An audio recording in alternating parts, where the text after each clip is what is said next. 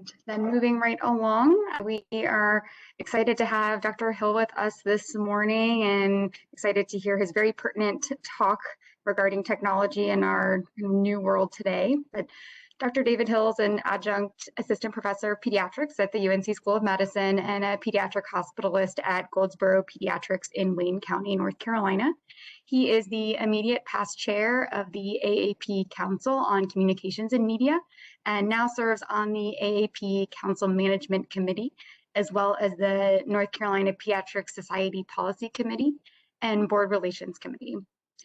Dr. Hill is the author of Dad to Dad, Parenting Like a Pro, co-author of Co-Parenting Through Separation and Divorce, and associate medical editor of Caring for Your Baby and Young Child, Birth to Age 5. Additionally, he serves as associate editor of parent education for AAP Pediatric Care Online and on the advisory board of Parents Magazine, where he is a regular contributor. He is currently co-host of the AAP's podcast, Pediatrics on Call.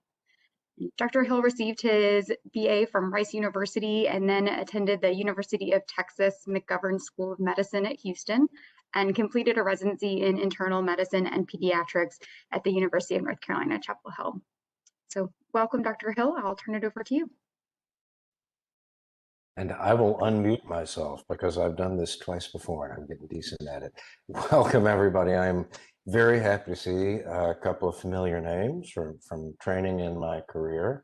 So I'm especially honored to have a bit of a homecoming. Let's get the slide set up, which is right there. And let's put it in slide set mode. There we go. Can everybody see this? I hope. Yes. All yes. Right. Yes. Very good. So, technology, gaming, distance learning in kids. As we said, this is fairly relevant right now. We are seeing a ton of this. I certainly hope that we're getting to a place where we're going to see less. It feels like we might be turning a corner in terms of screens in education. But as we were saying just before we started, we're probably never going all the way back to a place where all kids are physically in school all the time, where all of us are, physically in exam rooms all the time. And so I think that there are a lot of lessons learned, a lot of things we're thinking about now that seem especially relevant. And the question for us is, what's the evidence base? Is it solid? What can we really say? There's a lot of opinion. There's a lot of theory, and there's a lot of things that seem to be driven by common sense. But when we practice medicine, we learn that common sense can sometimes lead us astray. And that if we don't back our opinions up by evidence, we just have opinions. So I hope to explore what the evidence can tell us, and in a very real way, what that means for us as clinicians and what that means for our patients. And are there some interventions that can lead to better health outcomes? So, all disclosures, for another month, I have to say that I've had consulting relationships with Gerber and Before Brands. I can take those slides out by April. A self-disclosure statement. So these are 2 of our 5 kids. If you can't tell, they're brothers. And we have lived everything that we're about to talk about in our real lives. So none of this is theoretical for our families. The screens, we've had to answer these questions. We've had to come up with our own household policies. We've had to change them. We've had to adapt them. So this is our lives. Learning goals, hopefully you're going to come out understanding how electronic media use impacts health and development, if it does, during childhood and adolescence. We're going to explore screen media use habits with families as part of anticipatory guidance in a way that does not take forever. I know, I am there, I've been there. We don't want to give you another 20 minutes of something to talk about in a 10-minute exam. And you're going to feel comfortable with a brief intervention that helps families sort of move toward better media use. Practice changes are driven from those goals. So you're going to learn how to use some screening tools to look for real problems associated with media use. And also you're going to be able to employ brief, effective motivational interviewing. So let's look at where we came from and where we are now with this whole thing. Back in 2016, right before the Council on Communications and Media released our updated policy statements on media, there was a moral panic about media in the lives of children. And now we're seeing a similar moral panic because our kids, many of them, most of them, are sitting in front of screens all day long in a way that was unprecedented. So what were we saying back in 2016? We said, oh my gosh, the screens are digital heroin. And this particular book and the articles associated with the book started with this vignette of a child who was literally catatonic, unresponsive to his external environment because of screen use. Is that realistic? Maybe not. Jean Twenge, one of the most prominent researchers in this field, published a book about a year after our statements came out that alleged smartphones had literally destroyed a generation. Destroying a generation is a heck of a charge to make against an electronic device. Many of you may have seen mid-lockdown, I hope we can say mid, it has to end for there to be a middle, but it feels like mid-lockdown, a documentary, but also a docudrama called The Social Dilemma on Netflix. If you haven't seen it, it's very compelling viewing. It includes some people that I've had the fortune of meeting and some interesting takes on how social media are changing children's lives in our society. There's also some dramatization that may be, frankly, a little alarmist, but it's an interesting take.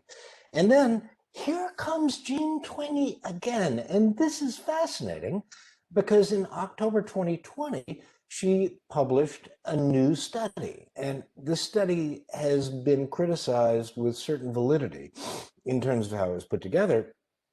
But her findings, and we're going to dive into them a little deeper in the slide presentation, showed, well, actually, media were not damaging kids really at all. And in some cases, maybe they were helpful. So this was the Chicken Little of screen media and kids. And she comes around and says, you know what? It's nothing. It's no big deal. I was wrong.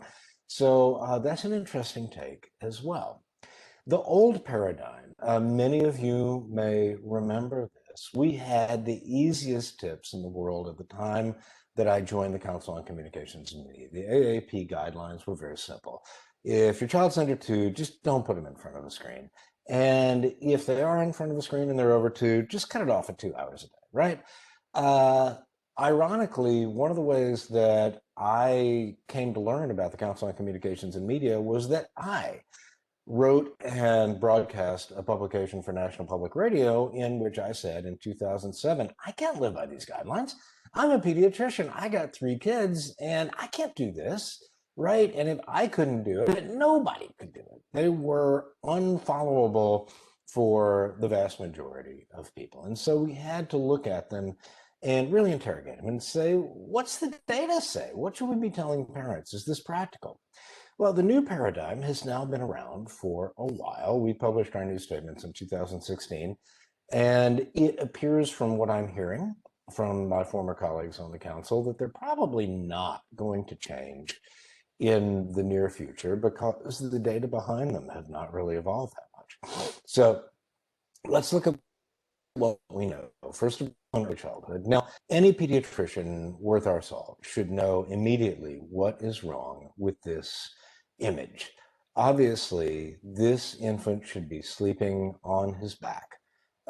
When you put your baby to sleep on a laptop computer, you want to make sure that they're always face up with no extra bedding. You don't want them to be too warm, etc. Make sure the heater on that computer is off. This is a SIDS risk. So pretty typically when I was young in 1971, I was like most kids. I didn't really watch TV much unless it was on in the background. That's another thing. But even then, it wasn't usually on in the background. Sesame Street came out the year I was born, the electric company, Zoom, the other Zoom. Shortly thereafter, Captain Kangaroo, Mr. Rogers, and I would watch those things and, Saturday morning cartoons in the mid to late 70s, and otherwise, not a lot. As the 70s rolled on, I would watch, reruns after school and maybe MASH with my parents, but it wasn't a huge part of our lives. Now being over the last decade, really, of course, these media are ubiquitous. They are everywhere. All kids have them. Mobile devices, almost all children before 12 months of age are using mobile devices. Is that having an effect? What do we know about that? Well, it's interesting. I think we've all had the experience of walking into a room and seeing an infant tapping on a screen, or a parent trying to calm their child down with a screen, or more frustratingly, a parent who won't engage when we're trying to engage because they're absorbed in the screen. And our parents now are coming from the digital native generation, the younger ones anyway, and now we're trying to engage. And even worse, we're engaged in the screen because we're trying to work in the electronic health record and record what we need to from the screen. And we're in a place where we're all staring at screens in what should be a very personal interaction. We know why this is happening because those of us who have children have all done it. Would you just please be quiet for a second? I have to go to the bathroom. I have to take a shower. I need to clean the dishes. Here, watch this, play with this, or even bedtime. And that's a thing we're going to talk about. This is a fairly old slide. At this time, these curves were going straight up, but they can't go any farther up in many cases. So smartphones in the home were nearly universal in 2017, no surprise. Tablets not far behind. Kids with their own tablets approaching 50%. How kids were accessing the media has changed, but I want to look at a counterintuitive piece of this slide, which is the dark green bar, which is TV. Much of what we know about children and media come from the decades when media meant television. And those data are not useless to us now because passively watching media that somebody else generated, uh, that doesn't change in response to what we do. It's non-interactive. It may be mobile, but we're still just watching shows. Kids are still watching shows. Interactive is exciting. Social is exciting. But just watching a program or a movie is still a thing that a lot of people are doing. Now, is that an unboxing video on YouTube? Yes. But is that interactive? You can't change what's happening on the screen by interacting. Income makes an enormous difference. And I want to interrogate this a little bit. We can see that higher income families use less electronic media. That, I think, surprises no one. But what's under these data is why lower income families are using more electronic media. In many cases, it's because these families are very aware of the digital gap and they don't want their kids to be left behind. And if you query these parents on why they're introducing electronic media to their children, in many cases, they want them to be ready for a knowledge economy. And so what drives this gap may not be superficially obvious to us. So let's talk a little bit about social, because social is huge. And I think it's important for at least people my age. If you're younger, if you're a digital native, you know this already. But for us fogies, I think we have this idea that social media is a dedicated social network platform. Facebook, for those of us who are really old, Instagram, YouTube, or rather Twitter. Social is almost everything. Right now, I can remotely see what's going on with my dryer, my refrigerator, my garage door. And if I choose to, I can share that information with other people, and somebody else can say, your milk is running low, right? Everything is social. Gaming, our oldest daughter has a Twitch channel where people literally pay her to play video games. Jokes on us because we were like, get back to work. You're never going to make money playing video games. She's gotten paid like $600 to play a video game for other people's amusement. And that is like, oh, okay. You've got Discord as part of that. YouTube is social. I'm on Strava right now, and so I know how far my friends have run or biked or swam. I know if my kids have worked out because they're on Map My Run. Everything is social. So when we think about social, we really want to cast a wide net there. What we know about young kids in media is very limited, but there are some things we want to be thinking about. So obviously, we haven't figured out a way for babies to make profiles and get on social themselves, but they don't have to because they have parents. And parents love to share. There is nothing more fun to put up than pictures of your kids and your babies. And in fact, other people like to see it, which means you can monetize it. So there are plenty of people using newborns, using young children in monetized channel to share products, to flog product for people. And of course, there are some real moral questions here because these children can't consent. They're babies, they're young children. Sometimes this is really hard work for them. I mean, for the top child bloggers and vloggers, they put in a lot of effort. They might rather be outside playing with something they choose rather than a product that their parents are being paid to promote. So this is a real thing. Parents put up potentially embarrassing information, and with artificial intelligence, this information is not going anywhere. It's still going to be there. Cute videos that I put up of my kids on Facebook 10, 12 years ago are still there for their classmates to find, and their classmates are quite capable of finding those things. My 19-year-old really didn't like the way he looked when he was 10 or 11. And that stuff is all over the web, and it's embarrassing to him. These things could be accessible, including to predators. So we really have to think early on when kids are born, do we want to give them the right to say no to these images? Do we want to really spread them all over the web? Do we want to make them public? Who gets to see them? Social media start to become part of kids' lives in this tween age, but they're not a huge part of their lives. They don't spend a lot of time on social media. Now, there are dedicated social media platforms for young children, which we'll talk about in just a moment. There is some growth, though. 58%, so that's more than half of kids by age 13 are using some form of social media platform.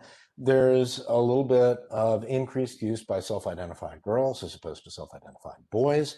Boys still game a little bit more than girls at this age, but not as much more as you might think. So moving up in age, looking at the use, here's where you get these alarming averages, but I don't want to point to the averages.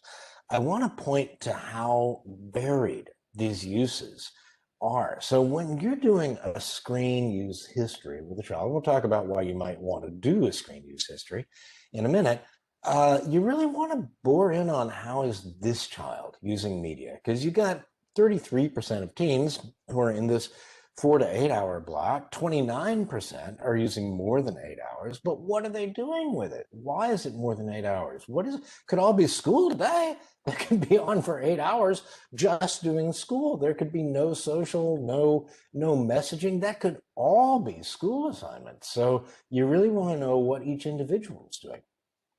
Social media platforms are still, as kids age, a little bit more attractive to self-identified girls.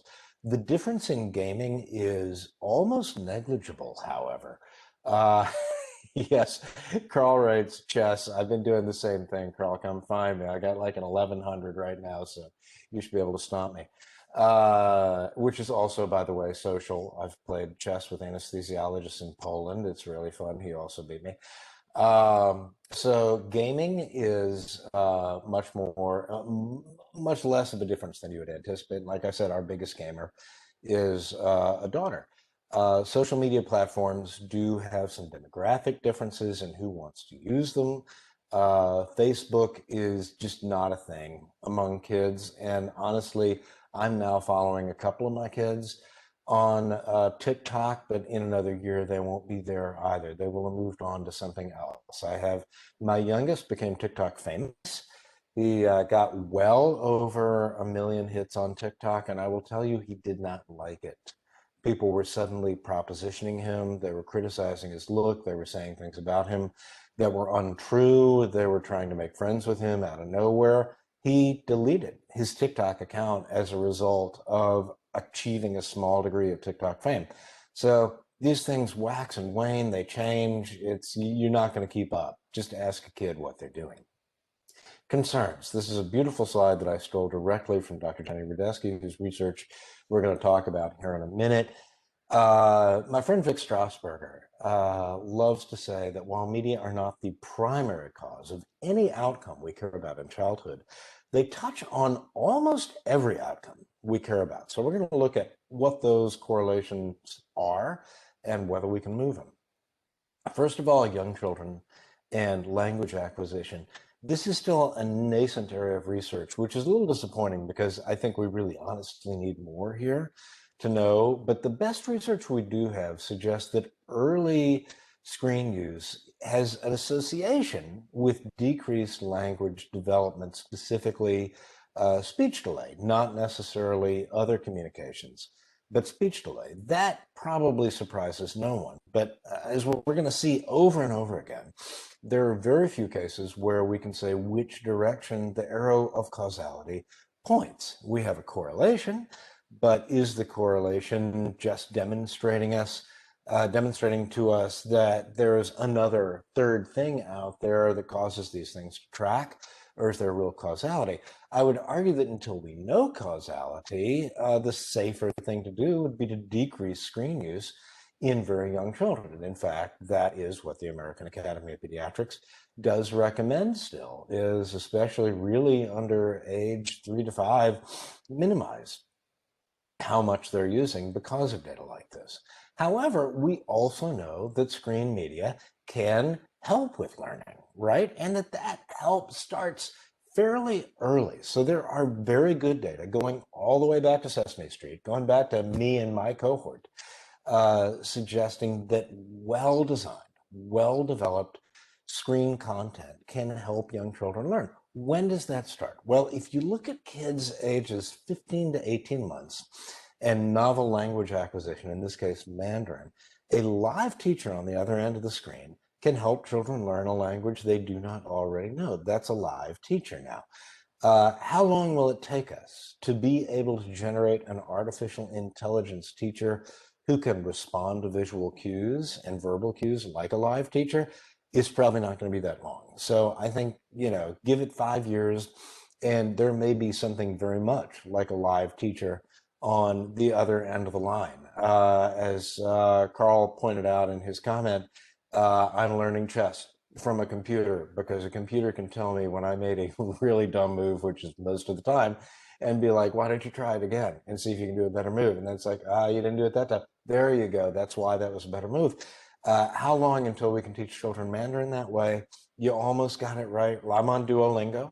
Duolingo understands what I say in French. And it's like, I didn't quite get that. Try it again until you get it. Ginny and I will try and hit these at the end. I'll come down to that comment at the end and pull back open once the slide set's out of the way, the chat box. But there are some very well-designed apps, especially in sort of the preschool era and beyond, that look at pro-social learning, pre-math skills, language skills, but of the things that are sold as learning tools, very few of them are evidence-based. So you really have to be very selective about what you're using. There are all sorts of things to say they're going to teach your kid, but there are very few that have data behind them. So ADHD, what do we know about attention and media? And what we know is fairly limited in terms of what we can really say with solid evidence. Why is it limited? It's limited because nobody has done a prospective, controlled trial with a really careful definition of ADHD.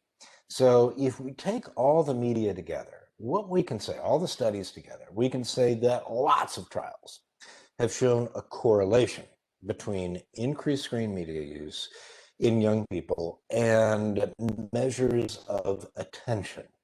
So I would argue, and we will look at this in a little greater depth, that when you are doing a learning disability and ADHD evaluation, if you ignore screen use, you are ignoring a giant elephant in the room. But if you assert that increased screen use is a cause of attention deficit hyperactivity disorder, you have overstated what the data can show us. That doesn't mean that screen interventions cannot be incredibly important in the management of learning and attention problems. So what do we mean? Well, one problem is multitasking. Most young people will tell you that they have practiced multitasking and they're really good at keeping a conversation going in chat, like we're trying to do right now, watching a thing, listening to a thing, and doing their homework at the same time. They are wrong.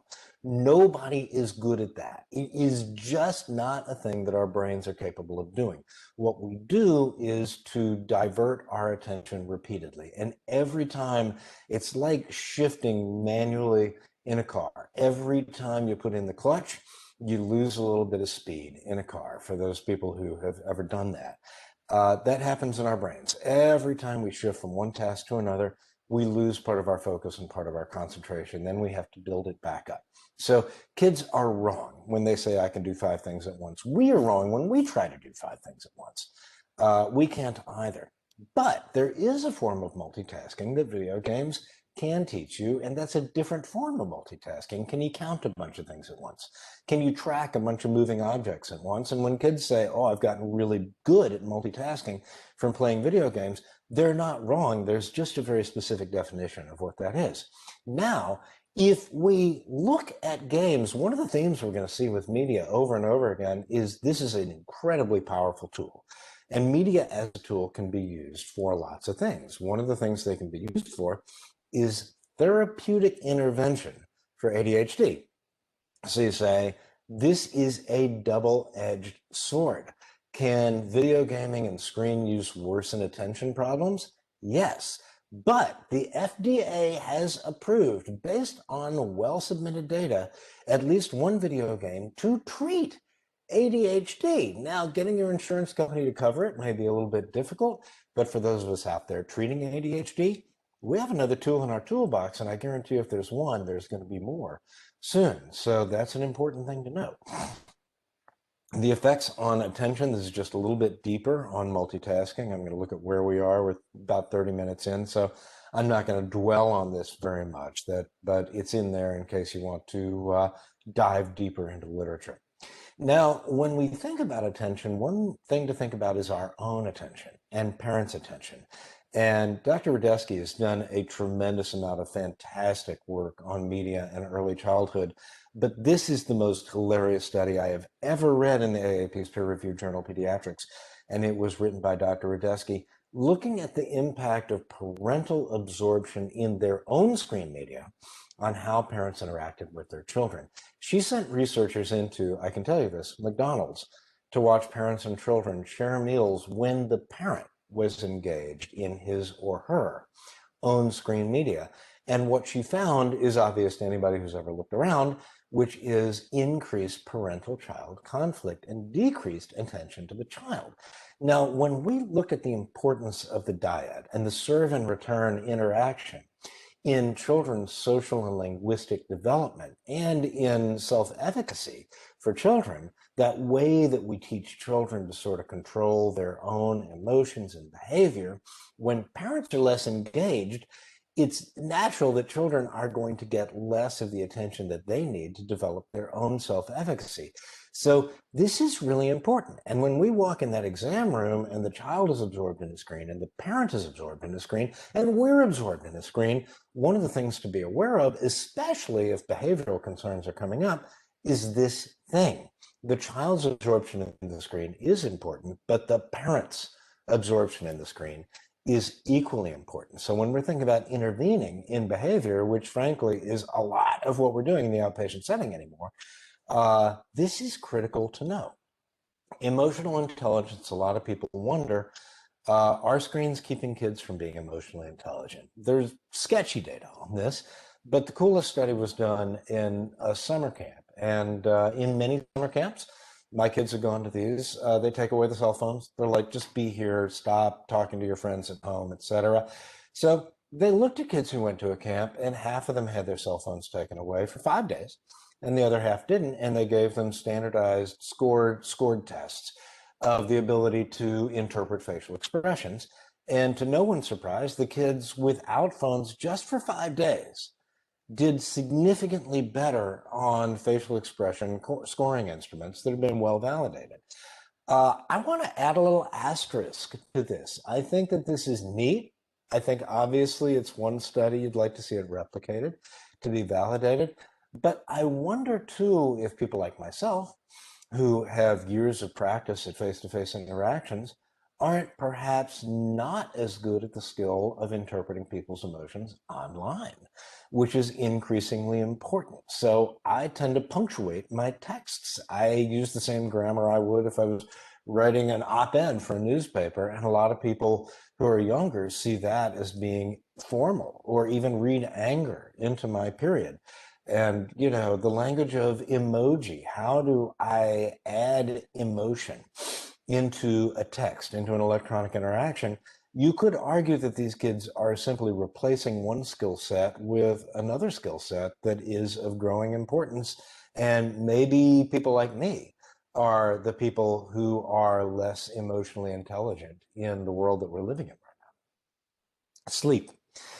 Anybody who has been multitasking or not paying attention, I'm going to urge you to pay attention to the next set of slides, because this is where the rubber hits the road in screen media and child health and development. If we have one thing where we can say the arrow of causality is known, the coefficient of correlation is known, and the health outcomes are known, impactful, and changeable, then this is it. So we know from great data that these electronic media have a profound impact on our sleep. We know why that is. It's largely mediated by blue light, which goes into the pineal gland, tells the pineal gland to suppress the creation of melatonin, and really messes up our sleep schedules. And even if we get to sleep, even if sleep latency is not a major problem, there's a problem in terms of regulating our sleep cycles and getting high quality sleep, and this can be well measured. I have asked a lot of people in this field to tell me that looking at my cell phone at bedtime is okay. I can't get one of them to endorse that. What they say, what the data have shown, is that in an ideal world, we would have a 1 hour lockout period where we're not looking at blue enriched light before we sleep. Now, there is a dose response curve. So less light is better, more distant light is better, oranger light is better than bluer light, less time is better than more time. But this is a thing that we can mediate and mitigate. So what do we know about sleep? Well, poor sleep is strongly causationally correlated with academic underperformance, with unhealthy weight, with depression, anxiety. So this is a thing that we can change. And I want to come back to that for just a second. Before I move on to the next thing, I spend, as we're shifting how we use our outpatient time, I used to do ear infections and sinusitis and allergies and colds all the time, a lot of asthma. We are finding that, especially this year, anybody seeing bronchiolitis? I'm not. We are spending a lot of our time on behavioral health, on academic health, especially with the challenge of the pandemic. This is rough for a lot of people. This is a modifiable risk factor. And if we're going into a behavioral visit, into an academic visit, and we're not spending significant time asking the following questions: what time do you go to bed? What are you doing before you go to bed? What time do you go to sleep?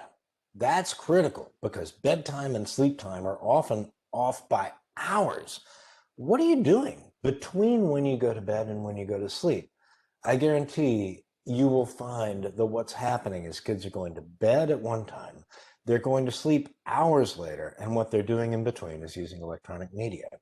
And then when you go to say, I'm using a high dose of a stimulant medication and it's not working, or I'm going up to an insane dose of melatonin or clonidine or guanfacine to get this kid to sleep, you could maybe be using no medication whatsoever, or using a really decreased dose if we intervene on this. But if we don't ask, we don't get this history. And if we don't encourage an intervention, we find ourselves turning to medications to do a thing that lifestyle modification may do extremely well. So I would urge you, when you're doing these visits for behavior or academics, to get a really good sleep history and really try and get a healthy sleep intervention in there before you start cranking up your medication doses, or duplicating your alpha agonists at night, et cetera, and really see if you can move this needle first. Risk-taking behaviors. This is fun. This is fun. If you go back to our old literature and our older recommendations, there was a very consistent pattern, and we really thought we had this down. Over and over again, studies demonstrated a strong correlation between young people's intake of media depictions of high-risk behaviors, and we can lump all of our high-risk behaviors together: alcohol use, drug use, smoking, high-risk sexual behavior, even violence, and say the more that they saw on the screen, the more of these things they were likely to do. And our recommendations reflected that literature. Here's what's really interesting. The annual survey of teen high-risk behaviors, the 2020 survey, by the way, is not going to help us because this survey is given in schools. Kids weren't in school, so it's probably going to be a real outlier. But the trend lines for almost all of these behaviors, with the possible exception of marijuana use, and I think we can look at that really as a reflection of cannabis legalization in increasing numbers of states. But with the possible exception of cannabis use, the trend lines on all of these items are going down. Now, we've seen a disturbing increase in homicide over the last year, but for the most part, we are raising the healthiest generation of kids that we have ever raised. Since we've started measuring these things, early sexual debut, unprotected sexual activity, use of drugs, use of alcohol, driving while intoxicated, use of nicotine with the possible exception of vape and e-cigarettes, they're all going down, despite the fact that kids' ability to consume content demonstrating these things are going up. I don't know the answer. I don't know why that is, but I think that when we look at some of our old advice on sexual content, drugs, etc., we have to ask ourselves what has changed. I will say that we know what to do, which is to co-view and to have conversations with our kids, starting at an early age. What we cannot do is protect them from this content, because no matter what we think we're doing, they're going to go out, they're going to see it. So what we can do is co-view, and I don't mean pulling up something that's age inappropriate, but if you see that your child is watching a video or watching a show or seeing a movie, it's time to sit down and say, hey, what did you see? What was your impression of that? What do you think the real world outcomes of these types of behaviors might be? And honestly, some of those difficult conversations that we have to have as parents, we have to encourage our parents to have with their kids over these high-risk behaviors. This is one way to get into those conversations and say, I see you were watching this, or tell me what songs you're listening to, and let's talk about the outcomes of these behaviors. These are teaching moments, and we can use them as such. Mental health. This is the million-dollar question right here. My wife is a pediatric PA, and for the last 2 years, she's been doing nothing but mental health for kids as a prescriber. And for the last 1 year, she's been doing it all 2 rooms away from me over there in the bedroom. So we've got some insight in the household on this. One thing that I really want to emphasize is it's very easy to be alarmist about media and mental health. And it's not that there are no correlations. We're going to talk about those. But I want to start by emphasizing this again as a positive tool. We talked about media, about video games being used as a tool for treating ADHD. I also want to look at electronic media as a tool for treating isolation. One thing we know they can do is to connect kids.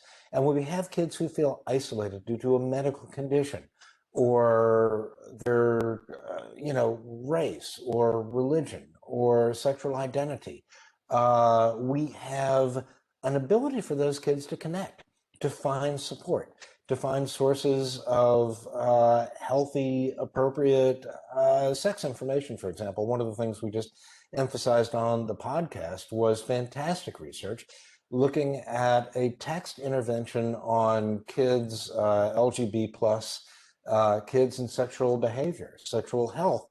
And there was a strong positive outcome of a text messaging intervention on these kids' risk of becoming pregnant. or getting a sexually transmitted infection. And so we know that we can use these as tools, that kids can use these as tools to connect and to become healthier. And I want to remind people that this can be part of your intervention for kids who are having mental health issues associated with perceived societal differences. What we know seems to be that there's sort of a healthy use right in the middle. Some kids may be too isolated or too depressed to even get on social media. On the other hand, we're going to talk about unhealthy media use coming up here, but that there's probably a right kind of use. Obviously, sleep, we've talked about, beating it into the ground is a risk factor. Cyberbullying is also a problem, and a very real problem. But there are some very real benefits, which we've talked about. I'm going to make sure we stay on time here. The measure of the ultimate impact has not really changed. And the best study is this one right here from 2019. This was as well conducted as any study has ever been. And what it showed us was overall, on a population level, a big meh. There just wasn't a significant measurable effect overall on child well-being, which I find very reassuring, but it does not mean that screen media use shouldn't be part of our intake exam and part of what we talk about when we talk about child mental health. Here's Twingy again, just in the last year. Now, I said before, this study has been criticized in terms of its methodology, probably for very good reason. So let's take this one with a grain of salt. But it was compared to the same question, same methodology from a couple of years ago. So I got to give it that. What she found was that in the middle of the pandemic, and again, I use middle, hopefully, this looked at July, summer of last year, that there was actually a decrease in depression and loneliness among the kids that she was surveying. And that unhappiness and life dissatisfaction were only marginally higher, not really much. Sleep time, we talk about that, was better.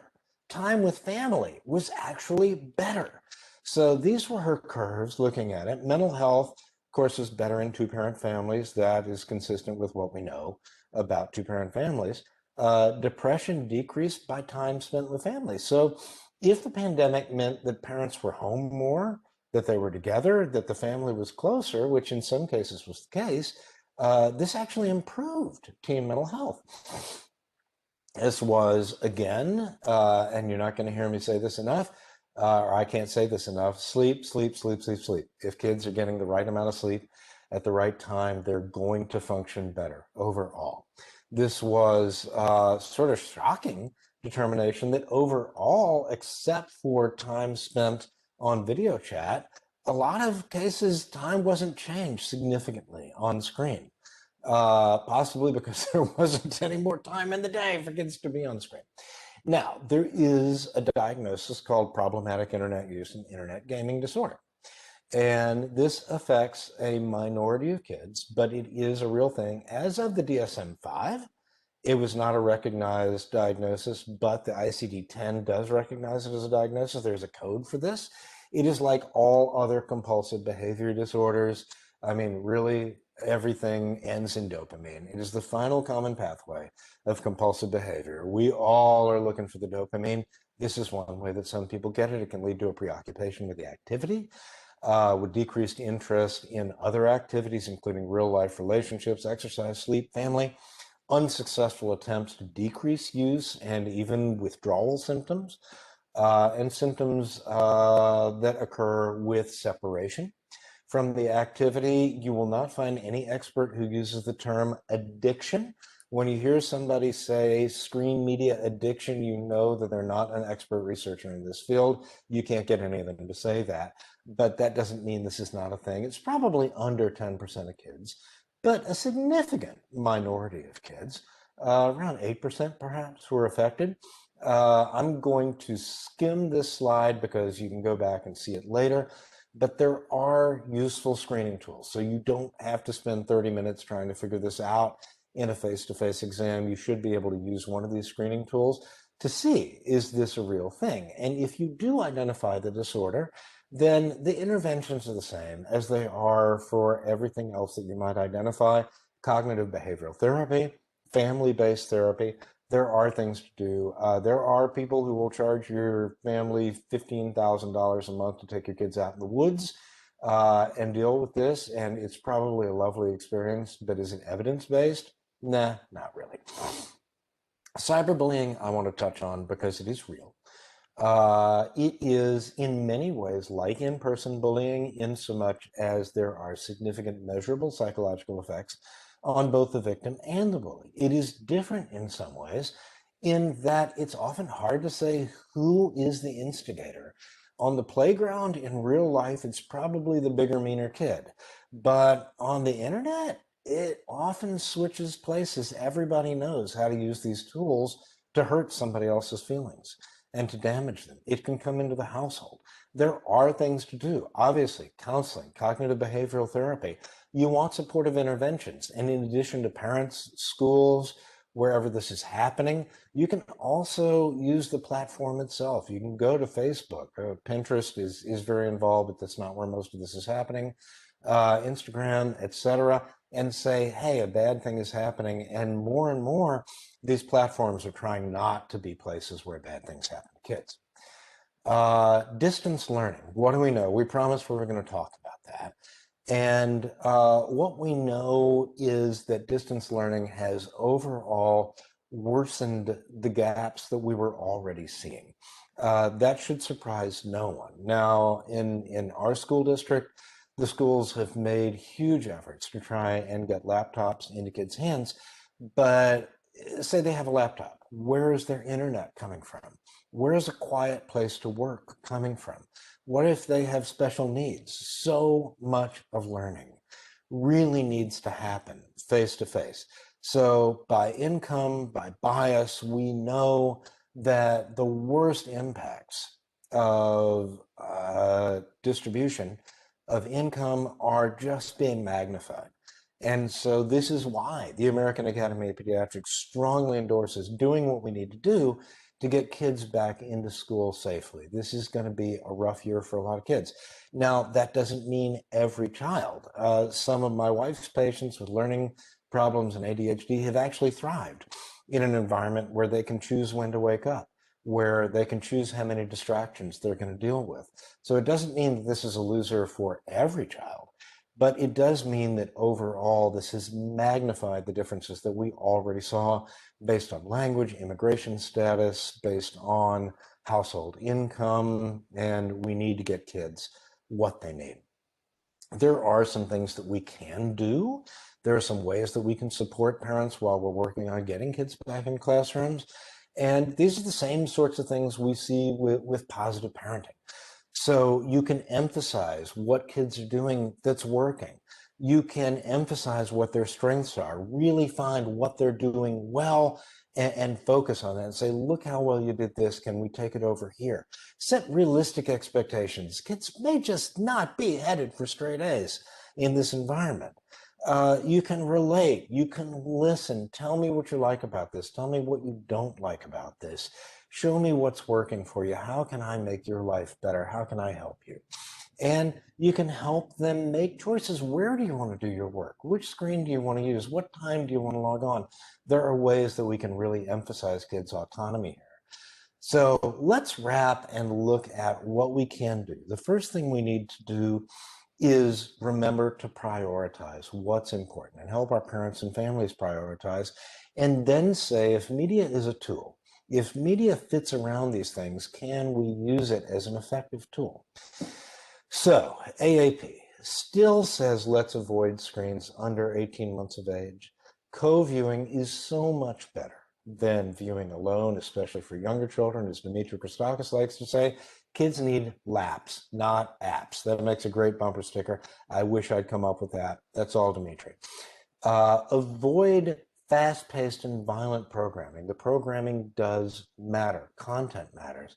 And background TV, we didn't go into this, but there are strong data demonstrating that background TV decrease language acquisition, especially in early childhood and infancy. So if the TVs are on in the background, turn them off. Using screens as a way to calm down children, there's strong correlation evidence suggesting that kids with less self-efficacy also get more screens. Is that a cause or a result? we don't know, but an easy thing to do is to help them build self-efficacy in the absence of screens. Monitor content we talked about. Bedrooms, for the sleep reason, should be screen-free if at all possible. Meals are great times to help interact and teach our kids. So those are a great place for parents to put down their own screens and look at and talk to their kids. Bedtime, we talked about. As providers, we can work with families and schools. We can encourage media literacy programs. We can promote adherence to guidelines regarding sleep and activity and diet. We can work in our communities and in government for better regulations around these things. And we can be aware of the tools that we talked about to look for ill effects of screen media. Finally, let's go to the media use plan tool. So in my time on the Council on Communications and Media, we come up with this great idea. Can we tailor guidance to the needs of families rather than give them this like overall blanket advice? Can we help families find their own advice, their own best practices? And we came up with a family media use plan tool. This is what it looks like. We've got a link to this in the slide set. It's got two pieces. It's got one, let's look at your media time. Rather than saying 2 hours, 5 hours, whatever, let's see what your child needs. And so you can create these rules for your own child that say, here's what our family is going to do. You can print this, you can save it, and you can come back to it regularly. This is one I made for my youngest when he was younger and said, okay, what's left for media time in your day? How else are you going to spend your time? It may be 2 hours, it may be no hours, depending on what you're doing. Now, I want to go back to that for just a second, because the first analysis of this tool was just published a couple of months ago, and the endpoint was a little disappointing. Families who use this tool did not see any decrease in overall screen time use among their kids. I want to say that may not be the best endpoint to study, because as we've seen over and over again, how kids use screen time is arguably more important than how much screen time they use. So I don't think that this tool is useless just because in one study it didn't decrease total hours of screen time. I would argue that especially now, hours are not the measure we want to look at until they start to encroach on sleep and exercise. I think the measure we want to look at is how are you using screens and are they improving or not improving your life? These are some of the resources we can look at. This is the family right here, just to prove that there is one. And let me exit out of that and come back to our, let's see, where did it go, Zoom? Cisco, here you are. Come back to, here we go, the sharing thing. Let us stop sharing. You'd think I had never done this before. And let me come into the chat box here for a minute and see what I missed in the chat. I'd like to make this a little bigger. There we go. Oh, come on. Make it bigger. I can grab it and okay, I can't make it bigger. So let me go back to where I left off in the chat box. Yeah, multitasking. Thank you. One question was correlation with increase in autism rates. I am not aware of any strong data correlating the apparent rise in autism diagnosis with the use of screens. The question has certainly been posed. I think it's a very interesting question. I think as we look at the things we do know about the development of autism, so much of it appears to be something that occurs probably in many cases before birth. So I'm not sure how much inputs that occur after birth are going to prove to be causational. I think the relationship between screen use and autism behavior is very interesting. There are some autistic or children with autism who find that screens are very calming and that they're a tool that they can use to sort of process the incoming information. But I think it's an interesting place to look at that relationship. I imagine, though, that when we find as we continue to develop the causes of autism, we're going to continue to be looking at sort of fetal effects more than post-birth effects. We said multitasking. Data on the kind of light from Kindles or ebook devices. I haven't seen the data, but there's certainly a lower intensity light, and they're less blue intense. So again, anything you can do to get that blue light out of your face before bedtime, even just turning down the intensity of your own e-reader. My wife uses hers at night. She turns it on night mode. Most of them have a mode that's darker where the letters are white and the screen is black, holding it farther from your face. The blue blocker glasses, I don't know they got any great data behind them. You can spend a lot of money for sort of blue blocking lenses. But I think anything you can do to decrease the intensity of the light or move it. For my families with learning issues, ADHD, when I counsel the kids, I'm like, don't try to take away the screen time, just move it. Can you do something that's not screens in the hour before bedtime? We've got a comment from Jennifer Long. Risky behaviors improving. She sees the media helping driving disorders and disguise early warning signs. I'm so glad you mentioned that, because in certain versions of the show, we do go into some of the pro-ANA sites.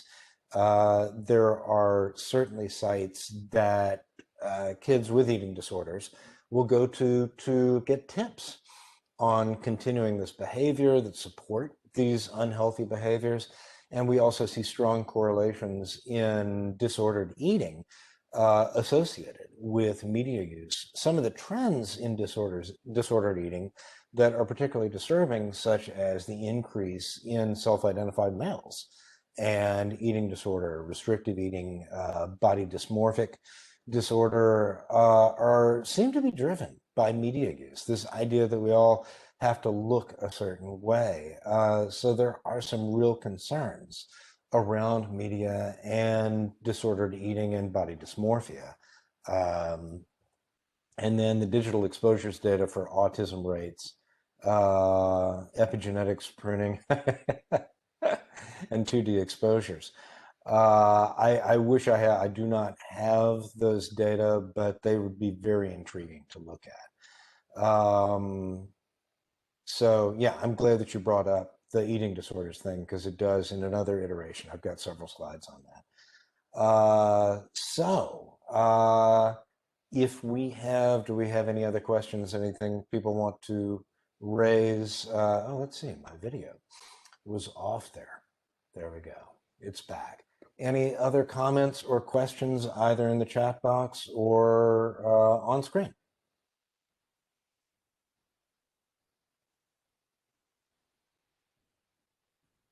It would appear not.